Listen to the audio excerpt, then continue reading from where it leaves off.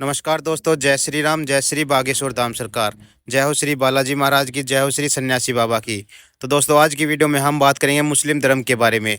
जी हाँ दोस्तों, आखिर मुस्लिम धर्म में खतना क्या चीज़ होती है, साथ ही खतना क्यों किया जाता है, और मुस्लिम धर्म में अपनी ही बहनों से मुस्लिम लोग शादी क्यों करते हैं, जानेंगे आज की वीडियो में। तो चलिए जानते हैं क्या बताते हैं बागेश्वर धाम क्या है सरकार। इस्लाम का असली सच जो आज तक हमसे छुपाया गया है?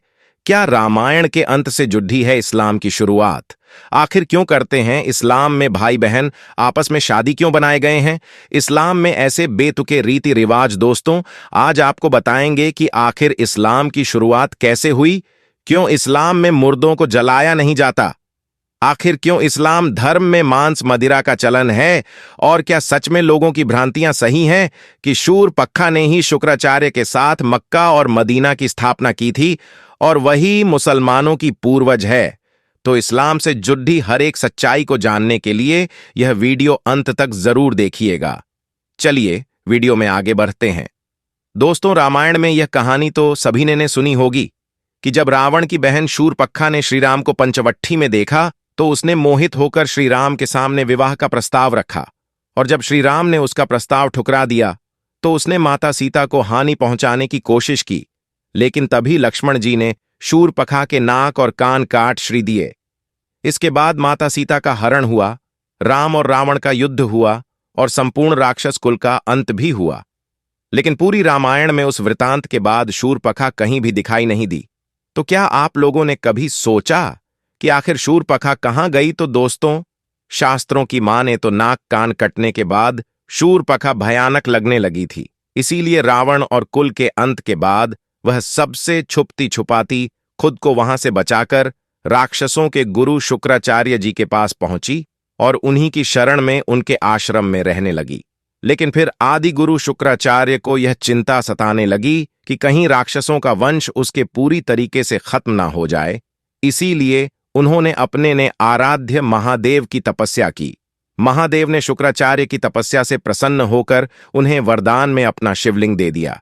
लेकिन इसी के साथ उन्होंने यह शर्त भी रखी थी कि जब तक यह शिवलिंग राक्षसों के पास गुप्त रहेगा तब तक राक्षसों का विनाश नहीं होगा। लेकिन जिस दिन किसी भी हिंदू सनातनी या विष्णु के अवतार या फिर किसी भी ऐसे मनुष्य ने जो वैष्णव धर्म को मानता हो इस शिवलिंग पर गंगा जल अर्पित कर दिया तो उसी समय राक्षसों का पूरा वंश नष्ट हो जाएगा। इसीलिए राक्षसों के वंश को बचाने के लिए आदि गुरु शंकराचार्य ने उस महादेव के शिवलिंग को संसार में सभी हिंदुओं से दूर एक रेगिस्तान में स्थापित कर दिया। तो दोस्तों, अब तो आप समझ ही गए होंगे कि हम किस शिवलिंग की बात कर रहे हैं। जी हां, हम उसी शिवलिंग की बात कर रहे हैं जो इस समय मक्का और मदीना में स्थित है, जिसके बारे बहुत कुछ बताया और समझाया जाता रहा है। पूज्य सरकार का संदेश। इस पुस्तक का बीजारोपण एक घटना के कारण हमारे मन में हुआ। एक बच्चे को हमने बहुत करीब से देखा जिसका परिवार संस्कारमय था।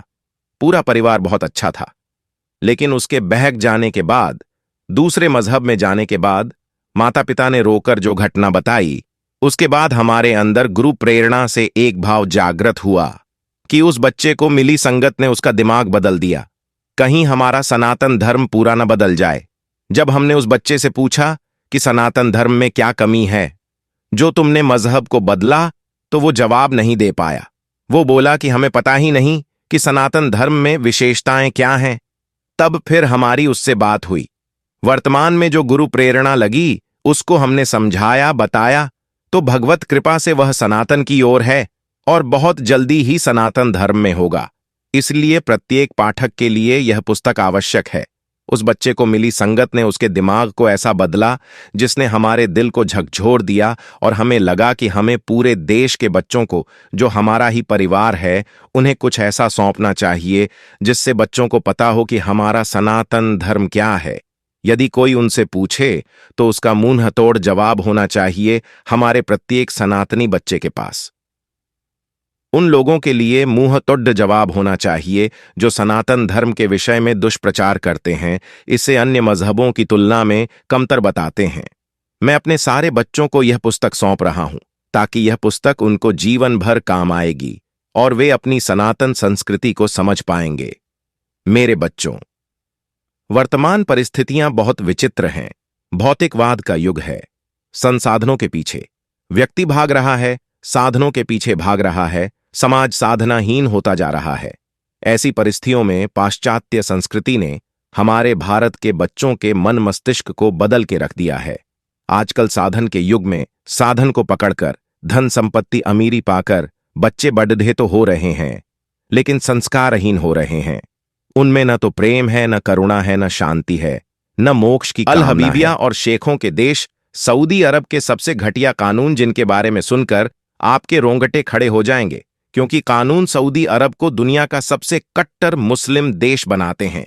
दोस्तों, मिडिल ईस्ट का सबसे बड़ा देश सऊदी अरब दुनिया का सबसे अमीर और मजबूत मुस्लिम देश है। यह दुनिया भर की मुस्लिम कम्युनिटी का आका कहा जाता है, लेकिन यह देश जितना ओनेल प्रोड्यूस ढंग, कैपेसिटी, हाई क्लास टेक्नोलॉजी और टूरिज्म डेस्टिनेशन से लेस माना जाता है, उतने ही खतरनाक और कट्टर है इस देश के कानून। ये सुनने के बाद आपके दिमाग में कुछ सवाल जरूर आए होंगे, जैसे कि क्या सऊदी अरब और तालिबानी शासन के कानून एक ही जैसे हैं? क्या तालिबान सल्तनत की तरह ही यह देश भी लड़कियों के लिए नरक से कम नहीं है? और भारत से सऊदी अरब जाने वाले लोगों पर भी क्या इतने ही कट्टर कानून लागू किए जाते हैं? तो दोस्तों, ऐसे ही कई और सवालों के जवाब और सऊदी अरब से जुड़ी हर छोटी बड़ी जानकारी जानने के लिए यह वीडियो पूरी जरूर देखिएगा। वीडियो में आगे बढ़ते हैं तो दोस्तों, सऊदी अरब यानी कि किंगडम ऑफ सऊदी अरेबिया का नाम सुनते ही दिमाग में सबसे पहले तेल के कुएं, कट्टर कानून और ढेर सारी नौकरियों के ख्याल आने लगते हैं। आज के समय में सऊदी अरब दुनिया का सबसे ताकतवर, अमीर और खूबसूरत मुस्लिम देश है। लेकिन हैरानी की बात यह है कि 1750 से लेकर आज तक यहां मोनार्की यानी कि राजा का शासन ही चलता है। इस देश के प्राइम मिनिस्टर और किंग सलमान बिन अब्दुल अजीज ऑल साउद है, और उनके बेटे मोहम्मद बिन सलमान ऑल साउद यहां के क्राउन प्रिंस है, और इन्हीं के नियम, कायदे और कानून इस देश में फॉलो किए जाते हैं। इस देश की कुल आबादी 24 मिलियन है, लेकिन इनमें से 28% आबादी तो यहां दूसरे देशों के लोगों की ही है, जिनमें इजिप्ट, पाकिस्तान और भारत के लोग शामिल हैं। लेकिन यह लोग यहां बसने के लिए नहीं गए हैं, बल्कि इस देश में मौजूद नौकरियों ने इन लोगों को अपनी तरफ खींच लिया है। क्योंकि आप भले ही कितने ही अमीर क्यों ना हो, आप चाहकर भी सऊदी अरब में हमेशा के लिए सेटल नहीं हो सकते, क्योंकि यहां गैर मुस्लिम लोगों को सिटीजनशिप ही नहीं मिलती। तो जब आपको इस देश में सिटीजनशिप ही नहीं मिलेगी, तो ना तो आप यहां रहने के लिए जमीन खरीद सकते हैं और ना ही अपने देवी देवताओं के मंदिर बनवा दोस्तों, आज सकते की हैं। वीडियो में हमने आपको बताया मुस्लिम धर्म के बारे में। जी हाँ दोस्तों, आखिर मुस्लिम धर्म में खतना क्या चीज़ होती है, साथ ही अपनी बहनों से ही शादी क्यों करते हैं। आज की वीडियो में हमने आपको संपूर्ण जानकारी दी। आज की वीडियो में बस इतना ही। वीडियो आपको कैसी लगी कमेंट बॉक्स में जरूर बताइएगा। साथ ही वीडियो को लाइक और चैनल को सब्सक्राइब करना ना भूले, और वीडियो को जितना हो सके ज़्यादा से ज़्यादा शेयर करें, ताकि और भी लोगों तक वीडियो जा पहुँचे। दोस्तों, जय श्री राम, जय श्री बागेश्वर धाम सरकार।